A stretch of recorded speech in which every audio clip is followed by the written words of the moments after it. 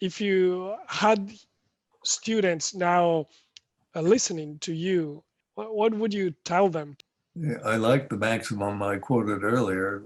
The best work is the work almost too hard to do. It's quite a good rule for three reasons. And one is that if you're doing work that's almost too hard for you to do, it's satisfying if you get some of it done.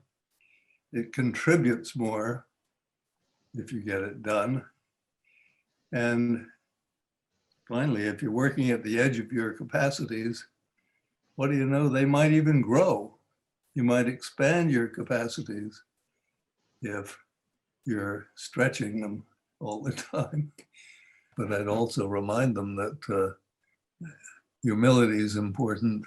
Recognition of your weaknesses is important, but work on them.